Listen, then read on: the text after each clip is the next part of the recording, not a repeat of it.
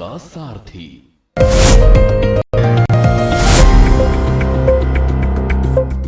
नमस्कार, के न्यूज के खास स्पेशल रिपोर्ट में आपका स्वागत है और मैं हूं आपके साथ मनोज मानस।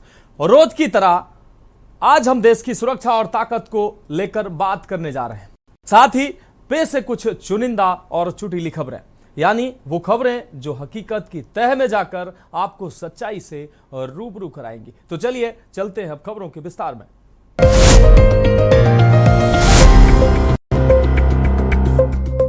स्पेशल रिपोर्ट में पहली अहम रिपोर्ट की बात करेंगे। पहलगाम में हुए आतंकी हमले के बाद दोनों देशों के बीच एक बार फिर टकराव की सुगबुगाहट होने की आशंका है, सुगबुगाहट होने लगी है। ऐसे में सवाल उठता है कि अगर दोनों देशों के बीच जंग होती है तो पाकिस्तान कितने दिन हिंदुस्तान के सामने टिकेगा। ये खास रिपोर्ट देखिए।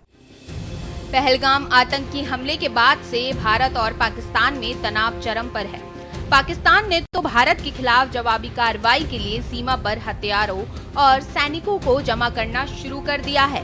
पाकिस्तान का दावा है कि भारत उसके खिलाफ सैन्य कार्रवाई कर सकता है। हालांकि भारत ने अभी तक अपने पत्ते नहीं खोले हैं। पाकिस्तान ने हमेशा भारत से खाई मार। भारत पाकिस्तान के बीच कुल 4 बड़ी जंगें हो चुकी हैं। पड़ोसी देश को हर जंग में मुंह की खानी पड़ी है। 1947-48 की जंग में पाकिस्तान का कश्मीर पर कब्जा करने का मंसूबा पूरा नहीं हो सका। 1965 की जंग में भी उसे मुंह की खानी पड़ी। 1971 की लड़ाई में उसके 2 टुकड़े हो गए। 1999 में तो उसकी ऐसी दुर्गति हुई कि अपने सैनिकों लाशों तक को पहचानने से इनकार कर दिया। दोनों देशों की आर्मी में कितना दम। भारत की बात करें तो ग्लोबल फायर पावर इंडेक्स 2025 के अनुसार भारतीय थल सेना दुनिया की 4थी सबसे बड़ी सेना है। आपको बता दें कि भारत की रणनीतिक गहराई, हाई एल्टीट्यूड युद्ध में विशेषज्ञता और उन्नत हथियार इसे मजबूत बनाते हैं। भारत की सैन्य शक्ति 14.55 लाख सक्रिय सैनिक और 11.55 लाख रिजर्व सैनिक हैं। भारत के पास 4,614 टैंक, 1,51,248 बख्तरबंद वाहन और 3,243 खींची जाने वाली आर्टिलरी हैं। भारत की पैरामिलिट्री फोर्स में 25.27 लाख जवान जो आंतरिक और बाहरी दोनों खतरों से निपटने में सक्षम हैं। पाकिस्तानी सैन्य बल पाकिस्तानी थल सेना में 6.54 लाख सक्रिय सैनिक और लगभग 5 लाख रिजर्व सैनिक हैं।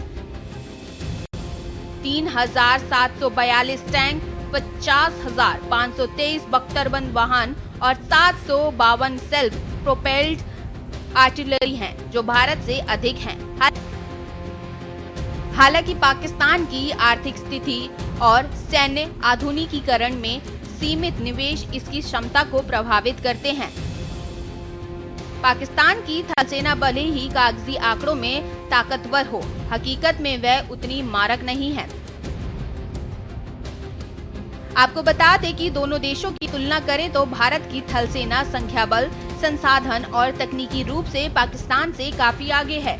भारत का रक्षा budget 77.4 billion dollar, Pakistan 6.3 billion dollar से लगभग 10 गुना अधिक है, जिससे भारत को उन्नत हथियार और प्रशिक्षण में बढ़त मिलती है। समुद्र की लहरों पर किसका राज। आपको बता दें कि भारतीय नौसेना एक ब्लू वाटर नेवी है जो वैश्विक स्तर पर अभियान चलाने में सक्षम है। इसके पास 294 नौसैनिक प्लेटफॉर्म हैं, जिसमें 2 विमान वाहक पोत INS Vikrant, INS Vikramaditya, 18 पनडुब्बियां, 14 destroyer और 300 एयरक्राफ्ट शामिल हैं। भारत की नौसेना हिंद महासागर में प्रभुत्व रखती है और परमाणु सक्षम पनडुब्बियां इसे रणनीतिक बढ़त देती हैं। वहीं पाकिस्तानी नौसेना एक ग्रीन वाटर नेवी है जो मुख्य रूप से तटीय रक्षा तक सीमित है। इसके पास 114 नौसैनिक जहाज, 8 पनडुब्बियां, 9 फ्रिगेट और 85 एयरक्राफ्ट हैं। पाकिस्तान अपनी नौसेना को चीन और तुर्की के सहयोग से आधुनिक बना रहा है, लेकिन यह भारत की नौसेना की तुलना में काफी छोटी और कम सक्षम है। दोनों देशों की नेवी की तुलना करें तो भारत की नौसेना का बड़ा और तकनीकी क्षमता पाकिस्तान से कई अधिक है। 1971 के युद्ध में भारतीय नौसेना ने कराची बंदरगाह पर हमला कर पाकिस्तान को भारी नुकसान पहुंचाया था, जो इस अंतर को दर्शाता है। भारत की मिसाइलें कुछ सेकंड में पाक को कर सकती हैं तबाह। भारत के पास कई उन्नत मिसाइलें हैं जो कुछ ही सेकंड या मिनट में पाकिस्तान के शहरों जैसे लाहौर, इस्लामाबाद और कराची को निशाना बना सकती हैं। ये मिसाइलें हाइपरसोनिक गति, MIRV तकनीक और सटीकता के कारण पाकिस्तान की रक्षा प्रणालियों के लिए खतरा है। दरअसल भारत ने अपनी रक्षा क्षमताओं को मजबूत करने के लिए कई उन्नत मिसाइलें प्रणालियों का विकास किया है। ये न केवल रणनीतिक दृष्टिकोण से महत्वपूर्ण है, बल्कि पड़ोसी देशों विशेष रूप से पाकिस्तान के लिए भी एक बड़ा खतरा है। इसमें से कुछ मिसाइलें ऐसी हैं जो अपनी गति और सटीकता के कारण कुछ ही सेकंड में पाकिस्तानी शहरों को निशाना बना सकती हैं। मारक क्षमता में बेमिसाल भारत की मिसाइलें। BrahMos supersonic cruise missile, range 290 से 700 किलोमीटर, वेरिएंट के आधार पर नवीनतम अपग्रेड के साथ 1500 किलोमीटर तक संभावित। शौर्य मिसाइल, रेंज 700 से 1900 किलोमीटर, मोबाइल लॉन्च वाहन से तैनाती, हाइपरसोनिक गति के कारण रडार से बचाव और सटीक निशाना। प्रलय बैलिस्टिक मिसाइल, रेंज 150 से 500 kilometre, multiple independently targetable re entry vehicle, MIRV, mobile launcher और रडार से बचने की क्षमता। अग्नि 5 बैलिस्टिक मिसाइल, रेंज 5500 से 8000 किलोमीटर, MIRV तकनीक, परमाणु हथियार ले जाने की क्षमता और सटीक निशाना। हाइपरसोनिक मिसाइल, 1000 प्लस किलोमीटर, गति मैक 5 से अधिक, स्मैक जेट तकनीक, रडार से बचने की क्षमता और परमाणु हथियार ले जाने की संभावना। पाकिस्तान की मिसाइलें। पाकिस्तान के पास गौरी, शाहीन और अबाबील जैसी मिसाइलें हैं, जिसकी अधिकतम रेंज 2700 किलोमीटर है। इसमें MIRV तकनीक सीमित है। भारत की तुलना में इसकी सटीकता और विश्वसनीयता कम मानी जाती है। हवा में हुई लड़ाई तो कौन मारेगा बाजी। भारतीय वायुसेना के पास 2229 एयरक्राफ्ट हैं, जिसमें 600 फाइटर जेट, 1899 हेलीकॉप्टर और अत्याधुनिक एयर डिफेंस सिस्टम शामिल है। भारत की एयरफोर्स वैश्विक स्तर पर चौथे स्थान पर है और इसके पास अर्ली वार्निंग सिस्टम और मिसाइल सिस्टम जैसे आधुनिक उपकरण हैं। वहीं पाकिस्तान एयरफोर्स के पास 1434 एयरक्राफ्ट हैं, जिसमें 387 फाइटर जेट और 57 अटैक हेलीकॉप्टर शामिल हैं। हालांकि संख्या बल और तकनीकी रूप से यह भारत से काफी पीछे है। पिछली जंगों में भी भारत की हवाई ताकत के आगे पाकिस्तान ने घुटने टेक दिए थे। इस तरह देखा जाए तो भारत की वायुसेना की संख्यात्मक और तकनीकी श्रेष्ठता इसे हवाई युद्ध में बढ़त देती है।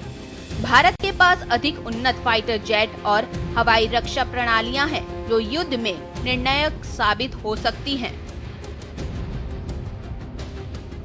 दोनों देश परमाणु शक्ति संपन्न। बता दें कि दोनों देश परमाणु शक्ति संपन्न हैं। भारत के पास 120 से 130 और पाकिस्तान के पास 150 से 170 परमाणु हथियार हैं। भारत की अग्नि 5 मिसाइल और पाकिस्तान की शाहीन 3 लंबी दूरी तक मार करने वाली मिसाइलें हैं। परमाणु युद्ध की स्थिति में दोनों देशों को भारी नुकसान होगा, जिससे पूर्ण युद्ध की संभावना कम है।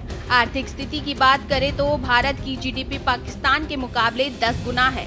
ऐसे में पाकिस्तान की कमजोर अर्थव्यवस्था उसे लंबी जंग की इजाजत नहीं देती। साथ ही पाकिस्तान को जहां चीन और कुछ हद तक तुर्की से समर्थन मिल सकता है, वहीं भारत के साथ दुनिया के तमाम देश हैं। हालांकि दोनों देशों की लड़ाई में बाहरी हस्तक्षेप की संभावना कम ही है। स्पेशल डेस्क के न्यूज इंडिया।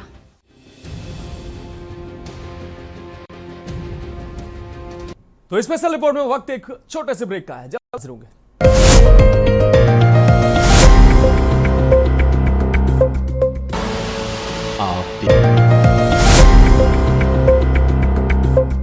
स्पेशल रिपोर्ट में अगली हम रिपोर्ट की बात करेंगे। भारत और फ्रांस के बीच नई दिल्ली में 26 राफेल मरीन विमानों की डील साइन हो गई है।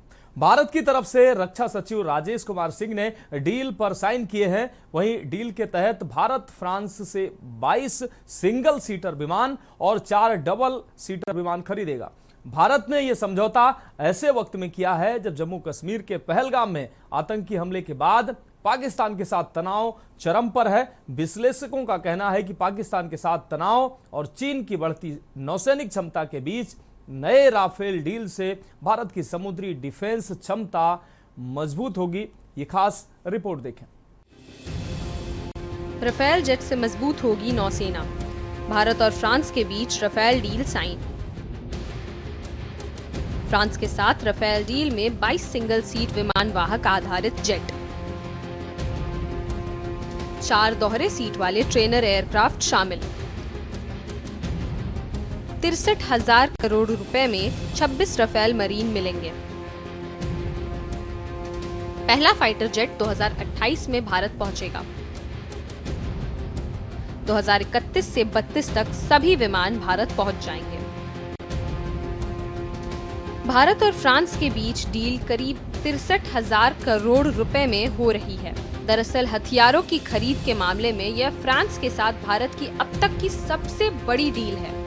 बता दें कि विमानों की खरीद को 23 अप्रैल को प्रधानमंत्री नरेंद्र मोदी की अध्यक्षता में हुई cabinet committee on security (CSS) की बैठक में मंजूरी मिली थी। यह मीटिंग पहलगाम में हुए आतंकवादी हमले के बाद बुलाई गई थी।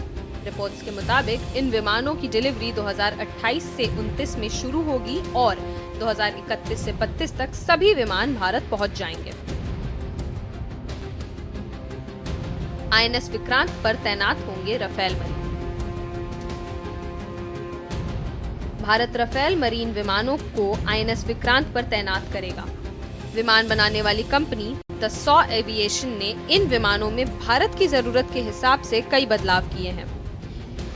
इसमें एंटी शिप स्ट्राइक, न्यूक्लियर हथियार लॉन्च करने की क्षमता और 10 घंटे तक फ्लाइट रिकॉर्ड करने जैसे फीचर्स शामिल हैं। इसके अलावा कंपनी भारत को हथियार प्रणाली, स्पेयर पार्ट्स और एयरक्राफ्ट के जरूरी टूल्स भी देगी। फ्रांस से 36 राफेल खरीद चुका है भारत। राफेल मरीन से पहले भारत फ्रांस से एयरफोर्स के लिए 36 राफेल जेट भी खरीद चुका है। 2016 में हुई इस डील के सभी विमान 2022 में भारत पहुंचे थे।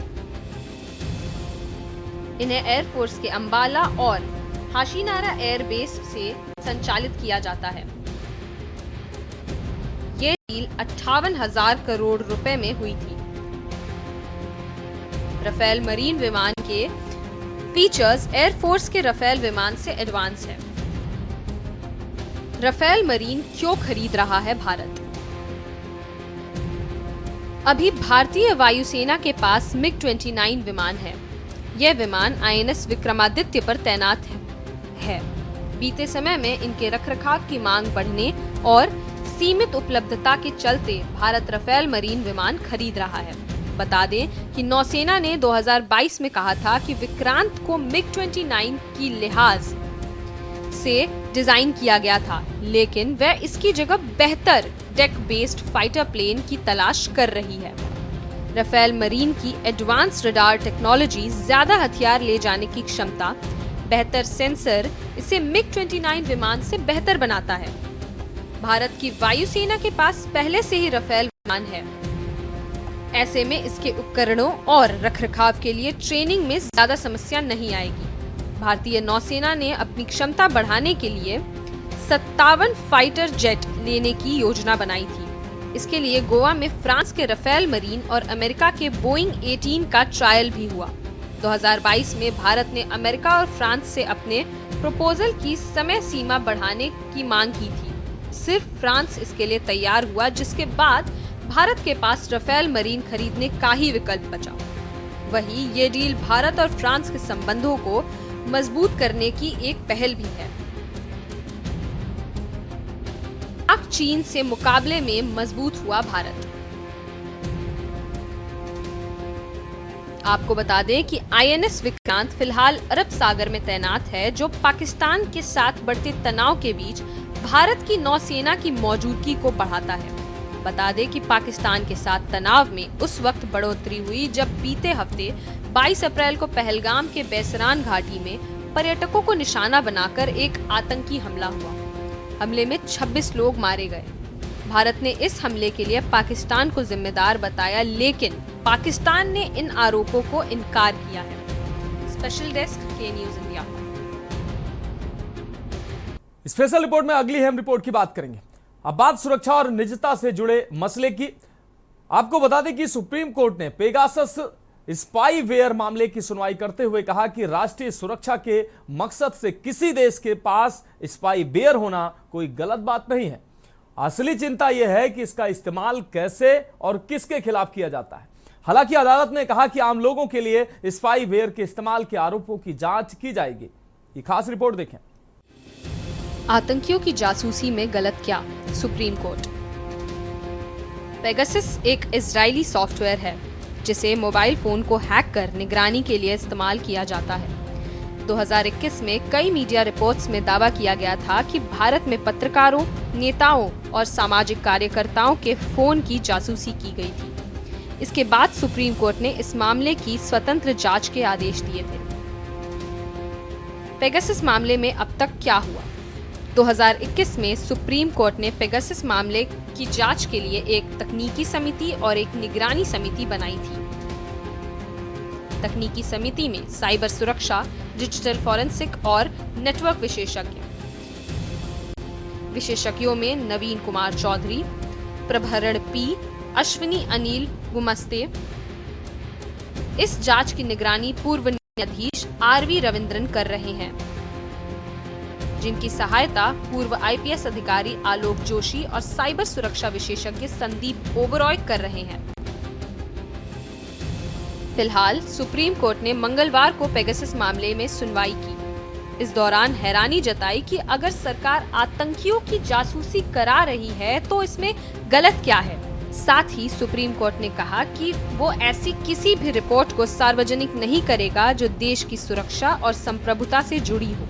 वहीं सुप्रीम कोर्ट ने संकेत दिए हैं कि वे निजता के उल्लंघन की व्यक्तिगत आशंकाओं पर विचार कर सकता है। जस्टिस सूर्यकांत और जस्टिस N कोटेश्वर सिंह की पीठ ने कहा कि तकनीकी समिति की रिपोर्ट पर सड़कों पर चर्चा नहीं की जानी चाहिए। आपको बता दें कि याचिकाकर्ता की तरफ से पेश हुए वकील ने सुनवाई के दौरान कहा कि सवाल ये था कि क्या सरकार के पास स्पाईवेयर सॉफ्टवेयर है और क्या वे इसका इस्तेमाल कर सकती है। अगर सरकार के पास ये है तो कोई भी उन्हें इसका इस्तेमाल करने से नहीं रोक सकता। इस पर पीठ ने कहा कि अगर देश आतंकियों के खिलाफ स्पाईवेयर का इस्तेमाल कर रहा है तो इसे गलत नहीं समझा जाना चाहिए। स्पाईवेयर रखना गलत नहीं है, ये किसके खिलाफ इस्तेमाल हो रहा है, सवाल इसका है। देश की सुरक्षा से समझौता नहीं किया जा सकता। आम नागरिकों का संविधान के तहत निजता का अधिकार सुरक्षित किया जाएगा। आपको बता दें कि सुप्रीम कोर्ट पीठ ने कहा कि कोई भी रिपोर्ट जो देश की सुरक्षा और संप्रभुता से जुड़ी हो उसे छुआ नहीं जाएगा, लेकिन व्यक्तिगत तौर पर अगर कोई ये जानना चाहता है कि वह रिपोर्ट में शामिल है या नहीं, उसे इसकी जानकारी दी जा सकती है। लेकिन रिपोर्ट को ऐसा दस्तावेज नहीं बनाया जाएगा जो चर्चा का विषय बना जा सके। अदालत ने कहा है कि वो इस बात की जांच करेगा कि किस हद तक तकनीकी समिति की रिपोर्ट को संबंधित व्यक्ति के साथ साझा किया जा सकता है। इसके बाद पीठ ने मामले पर सुनवाई 30 जुलाई तक के लिए टाल दी। स्पेशल डेस्क के न्यूज़ इंडिया। तो स्पेशल रिपोर्ट में आज के लिए मेरे साथ इतना ही। मुझे दीजिए इजाजत और आप देखते रहिए के न्यूज़ इंडिया।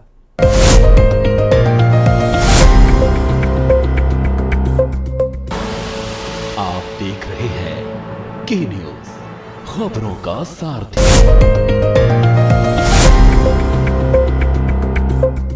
स्पेशल रिपोर्ट में अगली हम रिपोर्ट की बात करेंगे। भारत और फ्रांस के बीच नई दिल्ली में 26 राफेल मरीन विमानों की डील साइन हो गई है। भारत की तरफ से रक्षा सचिव राजेश कुमार सिंह ने डील पर साइन किए हैं। वहीं डील के तहत भारत फ्रांस से 22 सिंगल सीटर विमान और 4 डबल सीटर विमान खरीदेगा। भारत ने यह समझौता ऐसे वक्त में किया है जब जम्मू कश्मीर के पहलगाम में आतंकी हमले के बाद पाकिस्तान के साथ तनाव चरम पर है। विश्लेषकों का कहना है कि पाकिस्तान के साथ तनाव और चीन की बढ़ती नौसैनिक क्षमता के बीच नए राफेल डील से भारत की समुद्री डिफेंस क्षमता मजबूत होगी। ये खास रिपोर्ट देखें। राफेल जेट से मजबूत होगी नौसेना। भारत और फ्रांस के बीच राफेल डील साइन।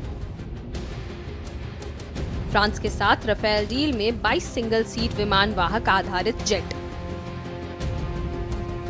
4 दोहरे सीट वाले ट्रेनर एयरक्राफ्ट शामिल। 63,000 करोड़ रुपए में 26 राफेल मरीन मिलेंगे। पहला फाइटर जेट 2028 में भारत पहुंचेगा। 2031 से 32 तक सभी विमान भारत पहुंच जाएंगे। भारत और फ्रांस के बीच डील करीब 63,000 करोड़ रुपए में हो रही है। दरअसल हथियारों की खरीद के मामले में यह फ्रांस के साथ भारत की अब तक की सबसे बड़ी डील है। बता दें कि विमानों की खरीद को 23 अप्रैल को प्रधानमंत्री नरेंद्र मोदी की अध्यक्षता में हुई cabinet committee on security (CSS) की बैठक में मंजूरी मिली थी। यह मीटिंग पहलगाम में हुए आतंकवादी हमले के बाद बुलाई गई थी। रिपोर्ट्स के मुताबिक इन विमानों की डिलीवरी 2028 से 29 में शुरू होगी और 2031 से 32 तक सभी विमान भारत पहुंच जाएंगे। INS विक्रांत पर तैनात होंगे राफेल मरीन।